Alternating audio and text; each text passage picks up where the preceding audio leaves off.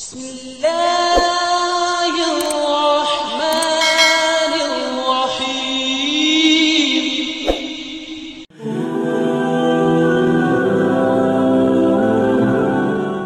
Bismillahirrahmanirrahim. Assalamualaikum warahmatullahi wabarakatuh. Alhamdulillahirabbil alamin. Wassalatu wassalamu ala asyrafil anbiya'i wal mursalin nabiyyina wa habibina Muhammadin wa ala alihi wa sahbihi ajmain wa man tabi'ahum bi ihsanin ila yaumiddin. Allahumma sholli ala sayyidina Muhammad wa ala ali sayyidina Muhammad.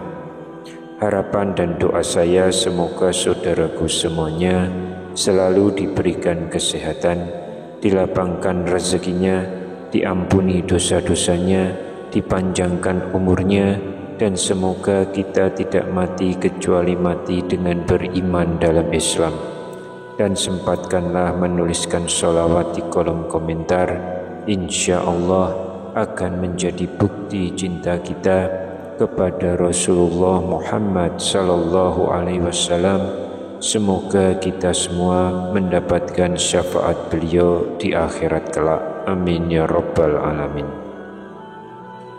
Sahabat beriman dan dirahmati Allah, membangun rumah tangga yang sakinah, mawadah, warahmah adalah tujuan dan cita-cita bagi semua pasangan suami istri. Namun perlu disadari bahwa tidak semua kehidupan berumah tangga bisa berjalan mulus seperti yang kita harapkan. Cobaan dan rintangan akan selalu hadir dalam rumah tangga kita. Kita ketahui bersama bahwa di dalam rumah tangga sendiri terdapat perbedaan kedudukan untuk suami dan juga istri. Namun sejatinya seorang istri tetap memiliki kedudukan yang sangat istimewa, khususnya istri yang salehah. Rasulullah Shallallahu Alaihi Wasallam bersabda, dunia itu penuh dengan kenikmatan, dan sebaik-baik kenikmatan dunia yaitu istri yang salehah. Hadis riwayat Muslim. Adapun seorang suami dalam rumah tangga telah dijelaskan dalam firman Allah, laki-laki atau suami adalah penanggung jawab atas para perempuan atau istri, karena Allah telah melebihkan sebagian mereka laki-laki atas sebagian yang lain perempuan, dan karena mereka laki-laki telah menafkahkan sebagian dari hartanya. Perempuan-perempuan soleh adalah mereka yang taat kepada Allah dan menjaga diri ketika suaminya tidak ada, karena Allah telah menjaga mereka. Perempuan-perempuan yang kamu khawatirkan akan nusyus, berilah mereka nasihat, tinggalkanlah mereka di tempat tidur atau pisah ranjang, dan kalau perlu, pukullah mereka dengan cara yang tidak menyakitkan. Akan tetapi, jika mereka menaatimu, janganlah kamu mencari-cari jalan untuk menyusahkan mereka. Sesungguhnya Allah Maha Tinggi lagi Maha Besar. Quran Surat An-Nisa ayat 34. Sahabat yang dirahmati Allah, dari ayat tersebut dijelaskan bahwa laki-laki adalah pemimpin rumah tangga. Namun tanpa kita sadari dalam keluarga, tak jarang seorang suami melakukan tindakan menyimpang dan dilarang oleh Allah Subhanahu wa Ta'ala, serta melanggar hak-hak istrinya. Oleh karena itu, para suami hendaknya mengetahui hal-hal yang di dalam agama Islam dikategorikan sebagai dosa suami kepada istrinya. Lantas apa sajakah dosa suami kepada istri tersebut? Yang pertama, tidak mengajarkan ilmu agama. Mengajarkan ilmu agama kepada istri dan anak adalah kewajiban seorang suami, karena kewajiban suami adalah untuk melindungi diri dan keluarga dari pedihnya azab kubur dan siksa neraka. Allah berfirman dalam Quran surat At-Tahrim ayat yang ke-6, "Wahai orang-orang yang beriman, peliharalah dirimu dan keluargamu dari api neraka yang bahan bakarnya adalah manusia dan batu, penjaganya malaikat-malaikat yang kasar dan keras, yang tidak durhaka kepada apa yang Allah perintahkan kepada mereka dan selalu mengerjakan apa yang diperintahkan." Dalam ayat tersebut sudah jelas dikatakan bahwa kewajiban seorang suami adalah mengajarkan akhlak yang baik kepada istri dan anaknya, supaya keluarganya bisa terhindar dari siksa api neraka yang bahan bakarnya adalah manusia yang lalai atas agamanya. Yang kedua, tidak merasa cemburu. Di samping bisa menjadi bumbu cinta dalam berumah tangga, rasa cemburu suami juga bisa menjaga keluarganya dari sifat-sifat yang kurang terpuji. Namun rasa cemburu kepada pasangannya itu janganlah secara berlebihan, yang malah bisa menyebabkan perselisihan yang berujung keretakan dalam berumah tangga. Dijelaskan dalam hadis riwayat An-Nasa'i bahwa ada 3 golongan orang yang mana Allah tidak akan melihat mereka pada hari kiamat, yaitu seorang yang durhaka kepada orang tuanya, wanita yang menyerupai lelaki, dan ad-dayyuj. Ad-dayyuj adalah seorang laki-laki dalam rumah tangga yang tidak memiliki kecemburuan terhadap istri atau keluarganya sama sekali. Jadi perbuatan menyimpang apapun yang dilakukan istri atau anaknya tidak pernah mendapatkan teguran dari sang suami. Hal ini tentu sangat tidak dibenarkan dalam agama Islam, karena bisa membawa dampak buruk bagi keluarganya. Yang ketiga, tidak memberi nafkah kepada istri.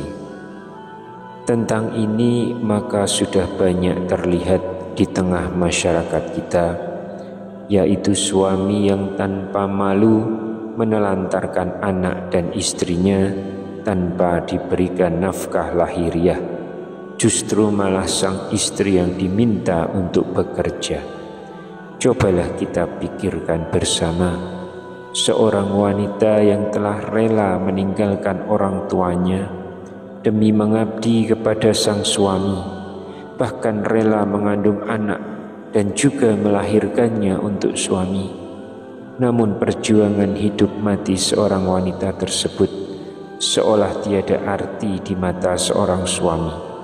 Sungguh yang demikian itu, maka suami telah berdosa besar kepada istrinya. Rasulullah pernah bersabda, seseorang cukup dipandang berdosa bila ia menelantarkan belanja orang yang menjadi tanggung jawabnya. Hadis riwayat Abu Daud, Muslim, Ahmad, dan Tabrani. Namun banyak yang terjadi di kehidupan nyata justru kebalikannya.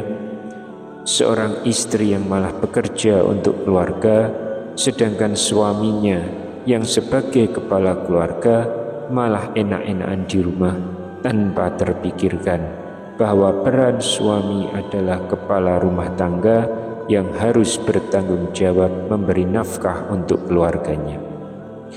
Jika seorang suami tidak bekerja karena malas dan menyerahkan seluruh kebutuhan ekonominya kepada istri, maka suami yang seperti itu akan dilaknat oleh Allah Subhanahu wa Ta'ala di dunia dan akhirat.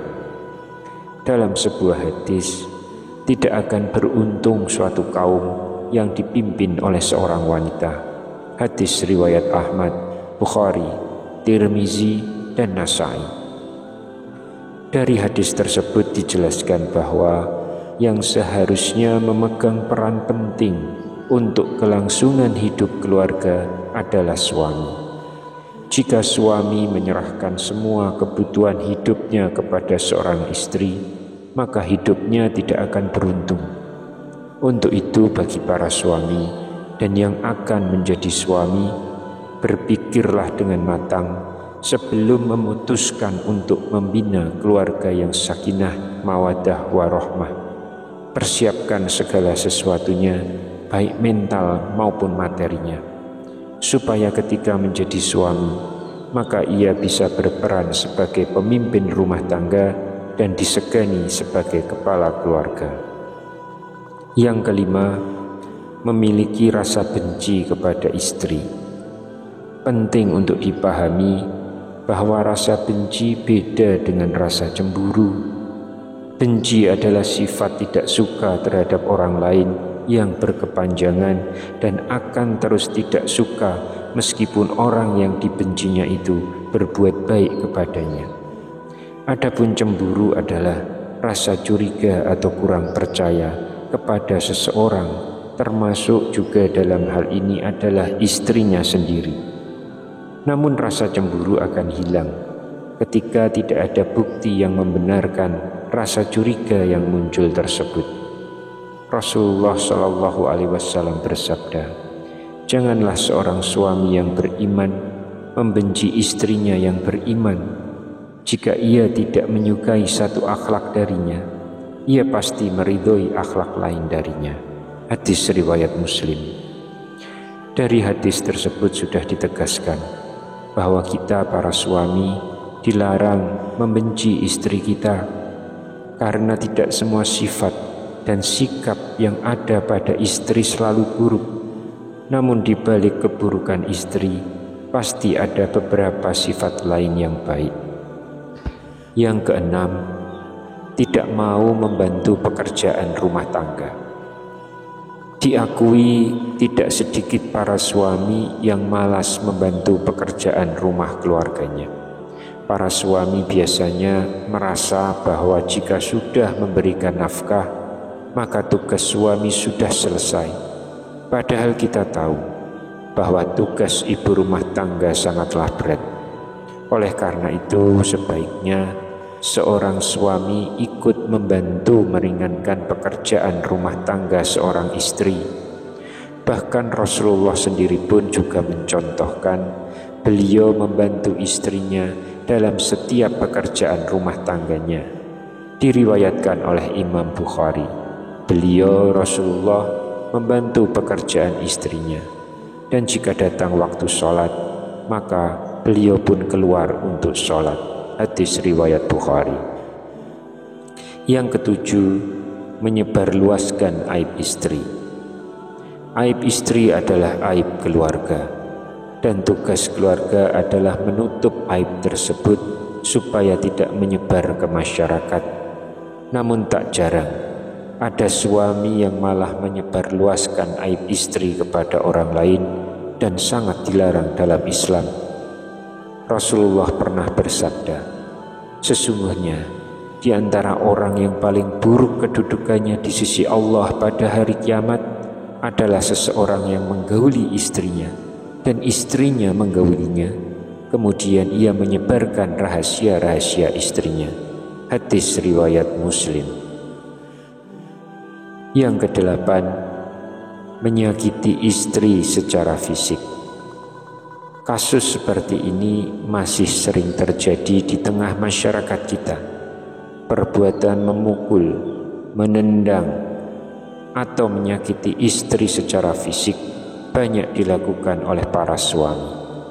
Hal ini terjadi biasanya karena ketidaksadaran seorang suami yang dipengaruhi oleh alkohol atau miras, masalah keuangan dalam rumah tangga, tekanan pekerjaan, dan sebagainya.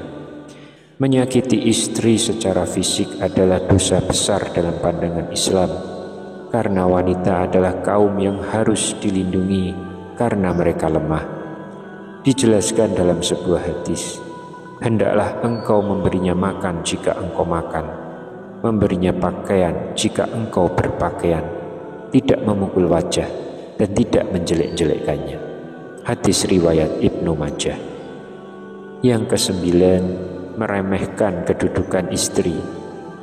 Dalam kondisi ini, para suami merasa mentang-mentang karena sudah memberi nafkah kepada istrinya, kemudian ia meremehkan posisi istri yang mungkin saja tidak bekerja karena mengurus rumah tangga. Oleh karena itu, suami hendaknya janganlah meremehkan kedudukan istri dalam rumah tangga. Karena kedudukan istri dalam rumah tangga ibarat tiang dalam sebuah bangunan. Jadi mulai saat ini, bantulah peran seorang istri dalam rumah tangga. Insya Allah, jika dalam keluarga terbiasa saling membantu, saling menutupi aib keluarga, saling menghargai satu sama lain, maka keluarga kita semua akan menjadi keluarga yang sakinah, mawaddah, warahmah, dan insya Allah juga berkah. Sahabat beriman yang dirahmati Allah, itulah 9 dosa suami terhadap istri yang kadang dilakukan dengan sadar atau tanpa sadar. Wallahu a'lam bishawab. Subhanakallahumma wa bihamdika asyhadu alla ilaha illa anta astaghfiruka wa atubu ilaik. Demikian yang bisa saya sampaikan di kesempatan kali ini. Semoga dapat memberi manfaat untuk kita semua. Amin ya rabbal alamin. Wassalamualaikum warahmatullahi wabarakatuh.